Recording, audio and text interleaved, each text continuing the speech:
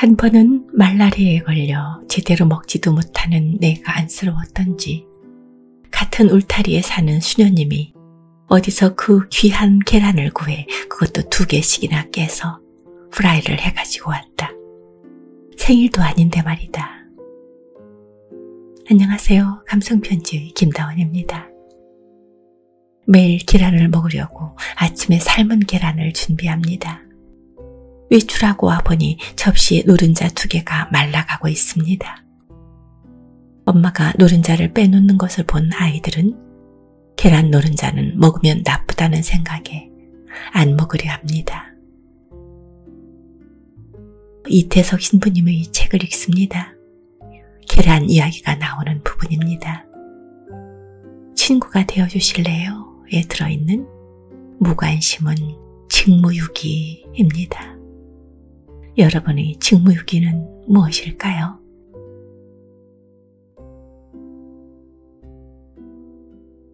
대부분의 사람들이 아프리카에선 물가가 엄청 싼 것으로 상상하고 있지만 사실은 정반대다. 모든 것이 2~3배의 가격이다. 그나마 구할 수 있는 것의 가격이 그 정도이고 구할 수 없는 것은 가격의 몇 배를 지불한다 해도 구하기 어렵다. 그 중에 하나가 계란이다.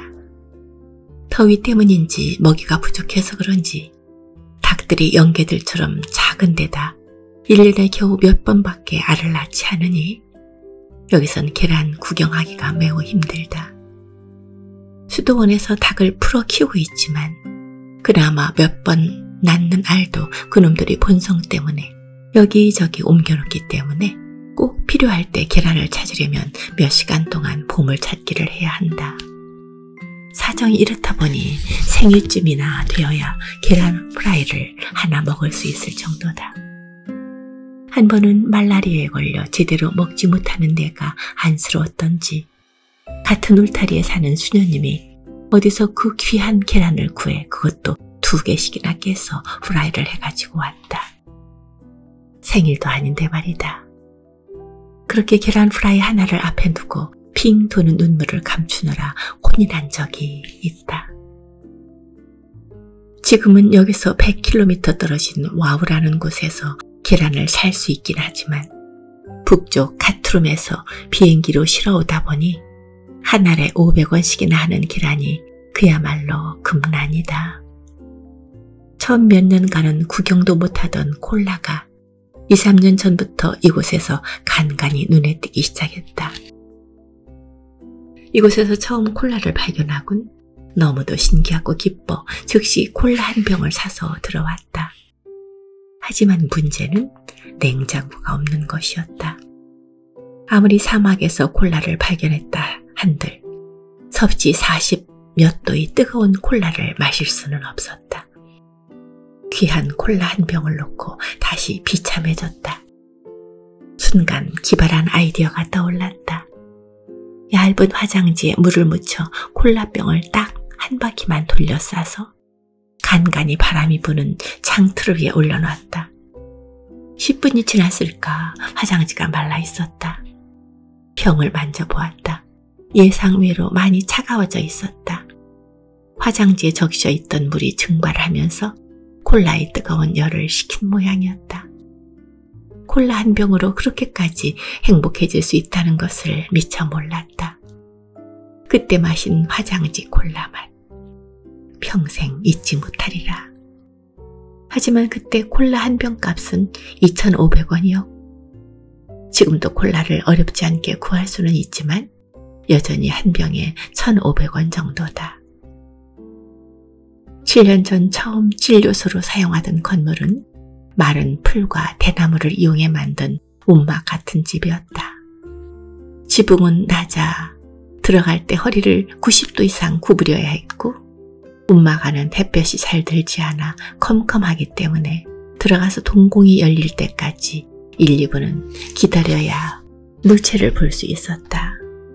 외상 환자들이 찢어진 상처를 깁고 있다 보면 거미나 지푸라기 같은 것들이 수술 부위에 내려앉는 황당한 적도 꽤나 있었다.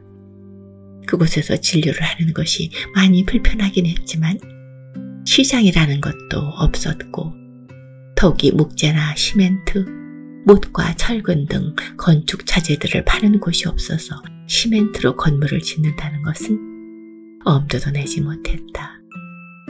할 수 없이 진흙으로 벽돌을 만들어 굽지도 않은 채 2평 남짓한 작은 진료실을 지어보았다.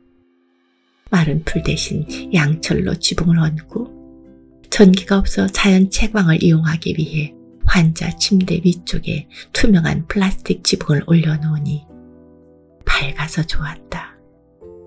통나무를 잘라서 만든 책상과 어설픈 진료용 침대 하나를 놓으니 제법 모양이 갖춰진 진료실이 되었다. 무엇보다도 문과 지붕이 높아 허리를 굽히지 않으니 참 좋았다. 그렇게 3년 정도 지난 즈음에 지금 사용하는 초현대식 시멘트 병원 건물의 공사를 시작했다. 진료실, 주사실, 검사실, 입원실, 약품 창고, 그리고 봉사자들을 위한 방 등을 포함해서 모두 12개의 방을 짓는 작은 공사였지만 아무것도 없는 곳에서 하는 건축 공사는 한국에서의 웬만한 빌딩 하나를 올리는 만큼이나 힘들었다. 뜨거운 태양 아래 채취를 해야 하는 어려움도 있었지만 그나마 다행히 가까운 곳에 강이 있어 모래만큼은 쉽게 구할 수가 있었다. 하지만 모래를 제외한 모든 건축 자재, 하다못해 나사못 하나도 2000km 떨어진 케냐의 나이로비까지 가야만 구할 수 있었기 때문에 물건 구입하는 것이 건물을 짓는 것보다 힘들었다. 더구나 거리가 멀어 운송비가 물건값보다 더 비싼 것도 문제였다. 운송비를 포함하여 자재값을 계산하게 보면 원래 가격보다 2~3배 정도가 더 비싸다. 나이로비에서 7,000원 정도 하는 시멘트 한 포대가 여기에 도착하면 2만원 정도가 되었고 8,000원 하는 4m짜리 목재 하나도 2만원, 15,000원의 지붕용 양철 한 장도 여기에 도착하면 3~4만원이 되었다.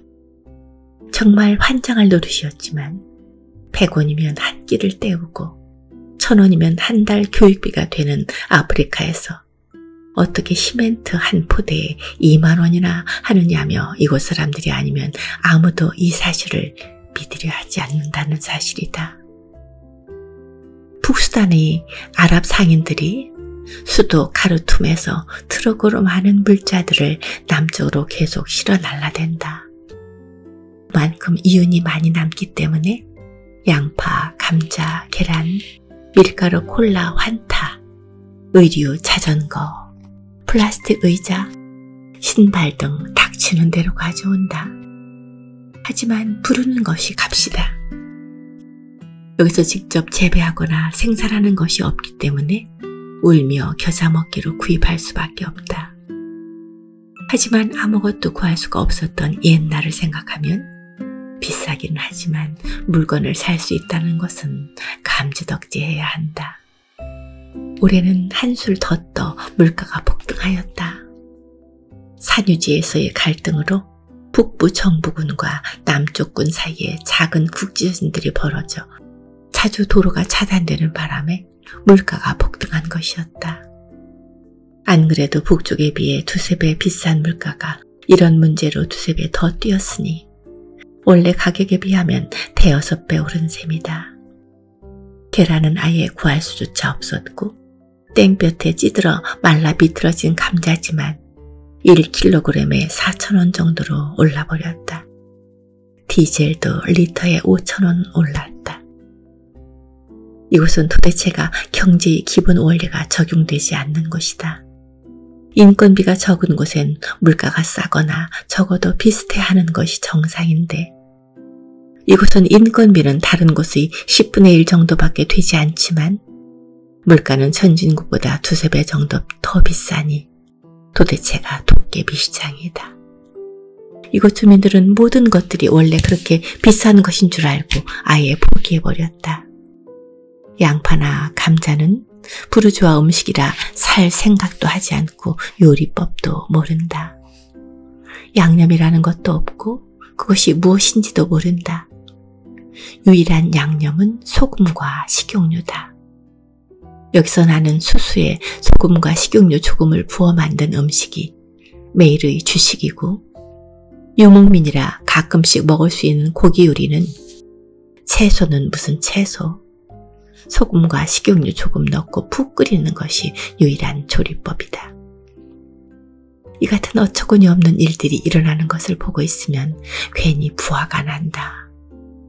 사회적으로 버림받은 것도 모자라 경제적으로도 버림받은 곳이라는 것을 느낄 수 있기 때문이다. 물론 도로 사정이 나쁜 것과 기후나 토질이 나빠 농작물이 자급자족이 되지 않는 것이 주 원인이라는 것은 모두가 아는 사실이다. 하지만 진짜 주 원인은 이 두 가지 원인의 배후에 숨어있는 사람들이 무관심이라는 것이 아닌가 생각된다. 최소의 투자로 최대의 이익을 올리는 것만이 모든 사람들이 목표인 자본주의 사회가 만든 정당화되어 버린 무관심 말이다.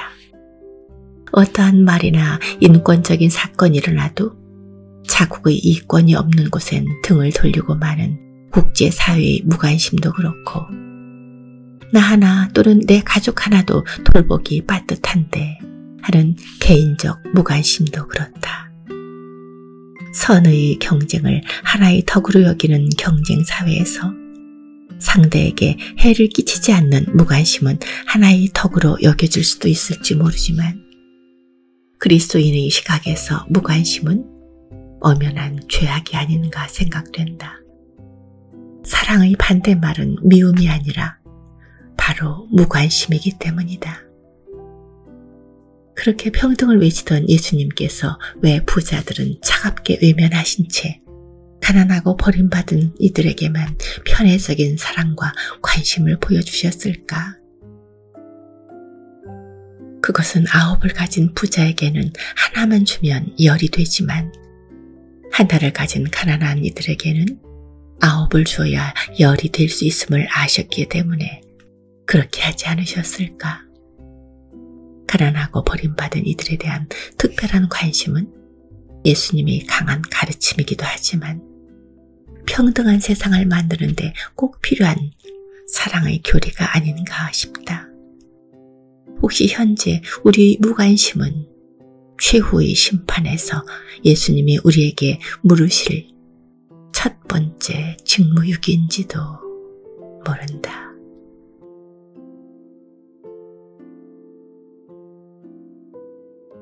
수단에서 이태석 신부님이 얼마나 고생하셨을까 하는 생각이 드네요. 지금 우리가 누리는 풍요, 아무렇지도 않게 버리는 물건들, 버려지는 음식들, 여러 가지 생각을 하게 합니다. 나눌 수 없을까? 함께 할 수 없을까? 고맙습니다. 다음 토요일에 뵙겠습니다.